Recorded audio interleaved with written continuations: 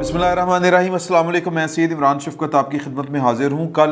पाकिस्तान की जो आला अदलिया में अपॉइंटिंग अथॉरिटी या कह लें कि जो कमीशन है उसके लिए उसका इजलास हुआ। उस इजलास में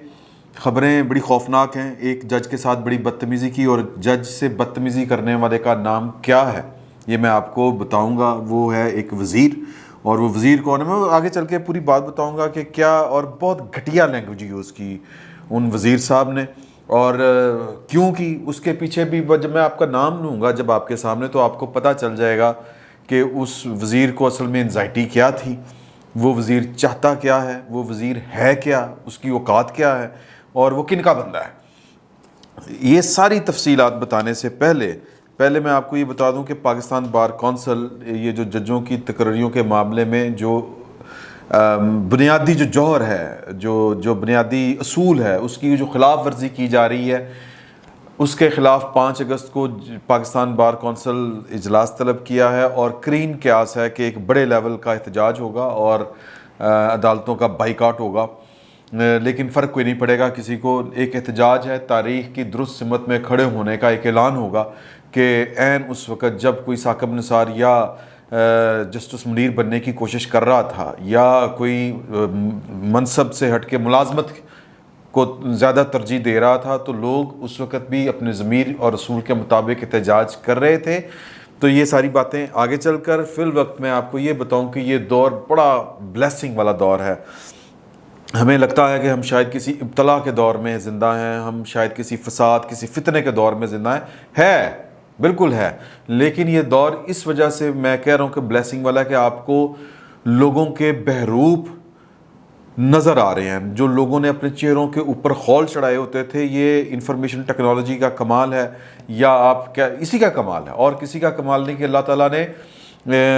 मौका दिया है कि लोगों के असल चेहरे सामने आए। वरना तो पता ही ना चलता था कि मतलब कि हक सच की लड़ाई में कौन कहाँ पे खड़ा है और कौन कहाँ पर किसके ख़िलाफ़ साजिश कर रहा है।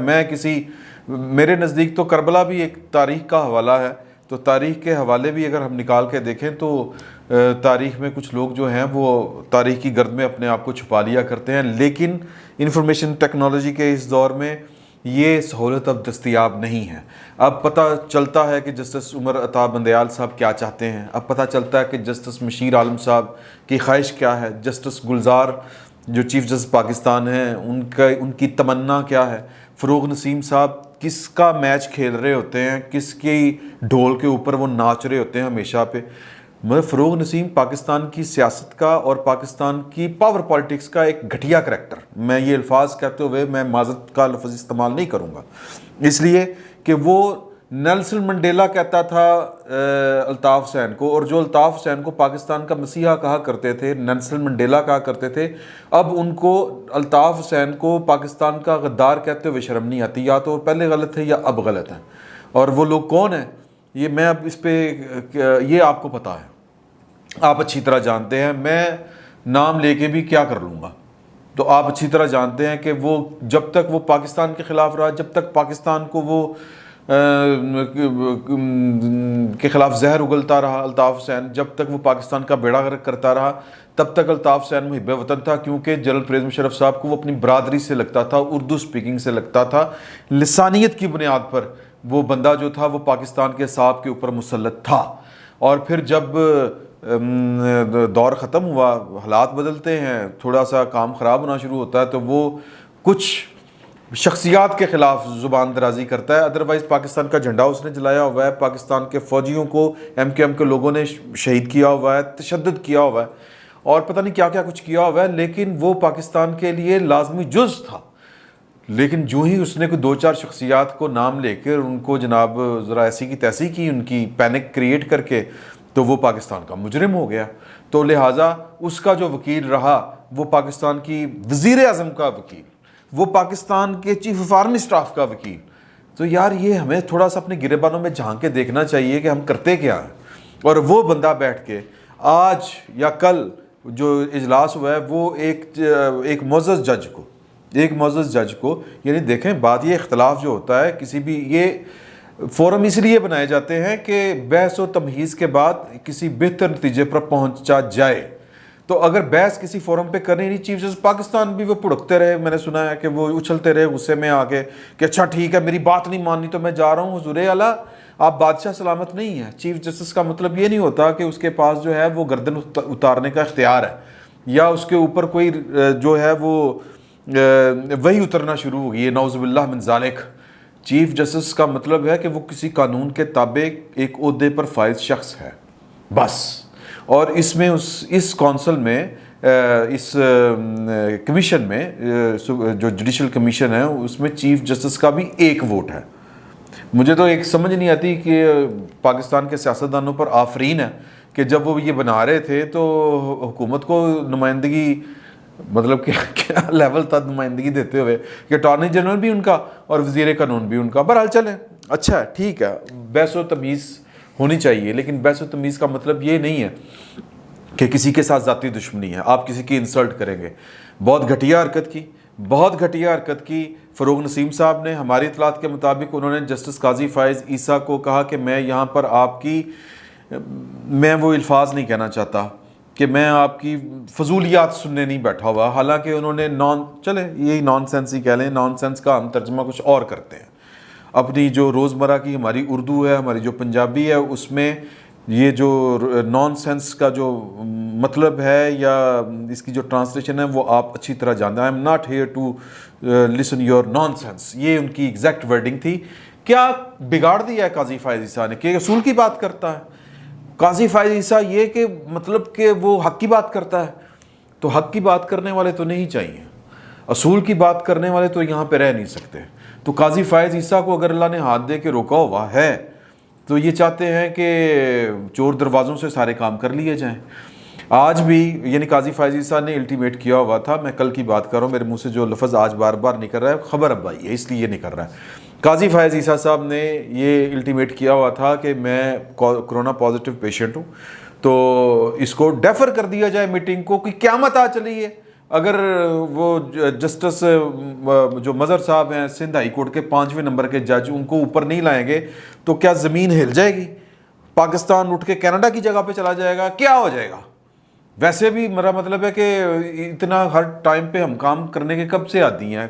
کوئی نہ کوئی چکر ہے، کوئی نہ کوئی تکلیف ہے، کوئی نہ کوئی پرابلم ہے۔ یہ اس لیے انہوں نے کیا تھا کہ قاضی فائز عیسیٰ چونکہ گھر پہ ہوں گے تو ہم جو ان کی غیر موجودگی میں جو ہے وہ اپوائنٹمنٹ کر لیں گے۔ پہلے پاکستان افتخار چوئی صاحب جب چیف جسٹس پاکستان ہوا کرتے تھے تو جو جوڈیشل کمیشن ہے اس کے اجلاس واجبی سے ہوتے تھے، گھر سے فیصلہ کر کے آتے تھے اور آ کے بیٹھتے 2 منٹ بیٹھتے تھے، یہ بس یہ کر رہے ہیں تو کہتے تھے جی اوکے ٹھیک ہے۔ نہ حکومت کے کسی بندے کو، نہ اٹارنی جنرل کو، نہ وفاقی وزیر کو، وزیر قانون کو بولنے کی ضرورت ہوتی تھی ان کے سامنے، تو لہٰذا معاملات اسی طرح ہی طے پا جاتے تھے۔ کل قاضی فائز عیسیٰ صاحب نے جب وہ پھر ان کی غیر موجودگی میں کرنا چاہ رہے تھے، ان کو پتہ چل گیا کہ اجلاس ہو رہا ہے، انہوں نے پھر اپنے تئیں کوشش کر کے ویڈیو لنک کے ذریعے اس میں شریک ہوئے اور انہوں نے احتجاج کیا۔ ان کو کھانسی بہت زیادہ تھی، اب ان کی طبیعت بہت زیادہ خراب رپورٹ ہو رہا ہے، خبریں آ رہی ہیں، تو انہوں نے کہا کہ یار کہ 2 دن ڈیفر کر لیتے، 2 ہفتے اس کو، تو کوئی قیامت آ چلی تھی۔ تو اس بات پر فروغ نسیم صاحب کی عزت نفس مجروح ہوئی، حالانکہ انہوں نے ان کو نہیں کہا تھا، انہوں نے تو کمیشن کے چیئر کو ہی مخاطب کرنا تھا نا، یا پورے کمیشن کو، تو انہوں نے یہ والی پھر آگے سے جو ہے گھٹیا حرکت، گھٹیا لینگویج یہ یوز کی۔ اور میں سمجھتا ہوں کہ بڑے کام کرتے ہوئے لوگوں کی اس طرح کی جو ہوتی ہے فضولیات سننی پڑتی ہے، اس طرح کی گھٹیا، تو لہٰذا قاضی فائز صاحب کو دل چھوٹا نہیں کرنا چاہیے۔ معاملہ اس کے پیچھے کیا ہے کہ 5ویں نمبر کا ایک جج قطر من اللہ کو بھی چھوڑ رہے ہیں، ہائی کورٹ جو ہے باقی جو ہائی کورٹس ہیں ان کے ججوں کو بھی نظر انداز کر کے آپ سندھ ہائی کورٹ کے ایک 5ویں نمبر کے جج کو کیا صرف لسانی بنیادوں کے اوپر لے کے آنا چاہ رہے ہیں، یا پھر سکیم یہ ہے کہ ڈیٹوں کے حساب سے پورا، جس طرح میں نے پہلے بھی آپ سے گزارش کی تھی کہ یہ پربند کر لیا جائے، یعنی کہ پیش بندی کر لی جائے کہ چیف جسٹس اب آئندہ ہماری مرضی کے بنیں گے۔ تو جو کہہ رہے تھے کہ آپ کو یاد ہوگا پچھلے دنوں امریکہ کے اسٹیٹ ڈپارٹمنٹ نے ایک رپورٹ جاری کی تھی کہ پاکستان کی عدلیہ ایگزیکٹو کے اور اسٹیبلشمنٹ کے پریشر سے آزاد نہیں ہے، وہاں پر فیصلے جو ہوتے ہیں وہ انہی کے ذریعے ہوتے ہیں، اور یہاں پر تو جو جج بھی تعینات ہوتے ہیں بقول جسٹس اعجاز احمد چوئی صاحب کے، وہ ان کو ڈائریکٹ فون کر کے اپنے بندے بھرتی کرواتے ہیں۔ تو یہاں پر بھی اب طے یہ پا گیا ہے اصول کہ جو چیف جسٹس پاکستان ہوگا وہ اپنا بندہ ہوگا، وہ اوکھا آدمی نہیں ہوگا۔ تو لہٰذا ڈیٹوں کا حساب لگا کے، کیونکہ ایک خاص ڈیٹ میں جب وہ یہ سائنس ہے، مطلب وہ البرونی اور الجبرا سارے انہوں نے فارمولے وہاں پر پاکستان کی سپریم کورٹ میں تعیناتیوں کے کرنے کے وقت وہ فارمولے لاگو کرتے ہیں مسئلہ فیسا غور سمیت، کہ جب یہ اس ایج کو پہنچے تو یہ چیف جسٹس بنے، کوئی جو ناپسندیدہ شخصیت ہے وہ چیف جسٹس کے عہدے سے دور رہے۔ قاضی فائز عیسیٰ کے بعد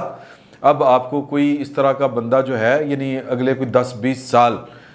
جو ایک انڈیپینڈنٹ ہوتا ہے بندہ، وہ نظر نہیں آئے گا چیف جسٹس پاکستان کے عہدے کے اوپر۔ میں ہو سکتا ہے کہ یہ بات کسی کو بری لگے، لیکن آپ چیزیں اٹھا کے دیکھ لیں، اسی طرح ہی چل رہی ہیں۔ تو کہنے کا مطلب یہ ہے کہ ہماری ایک اور اطلاع ہے کہ جو یہ جوڈیشل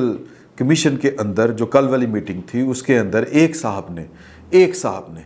کہا کہ آپ ایک صاحب کو جو اس کمیشن کا رکن ہے اور وہ ان قریب ریٹائرڈ ہونے والے ہیں، تو ان کو آپ نے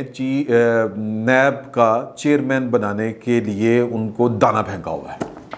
یہاں سے بھی تھوڑی سی اس حق گوئی کہہ لیں، کیونکہ جو اب میں اس کمیشن کے لوگوں کے آپ کو نام بتا دیتا ہوں جو اس میں شریک تھے۔ یہ 4 اور 5 یا 5 اور 4 کے تناسب سے یہ فیصلہ ہوا ہے۔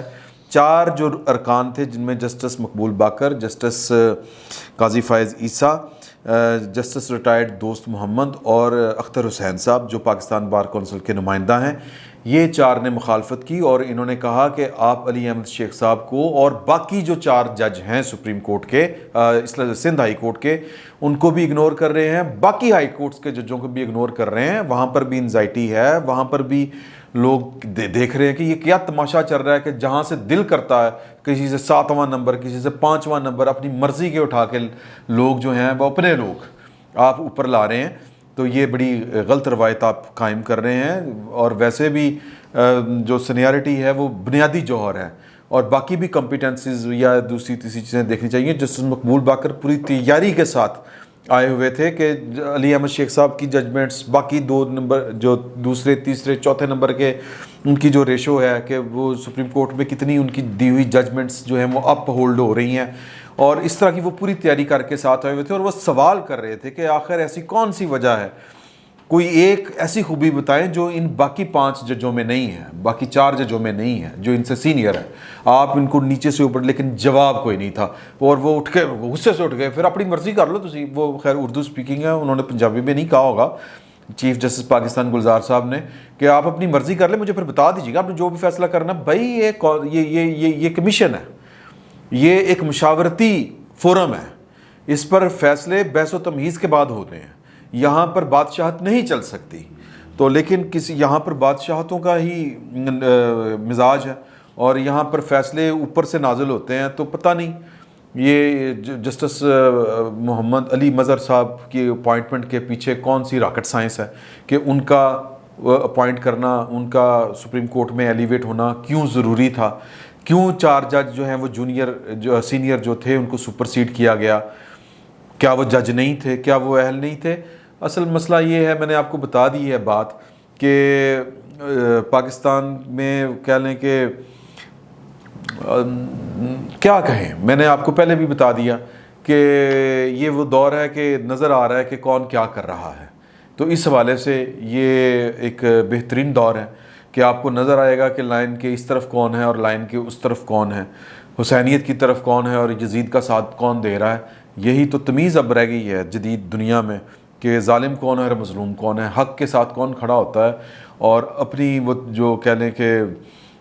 چھوٹے فائدے کے لیے اصولوں کی قربانی کون دیتا ہے۔ اگر کچھ لوگوں کو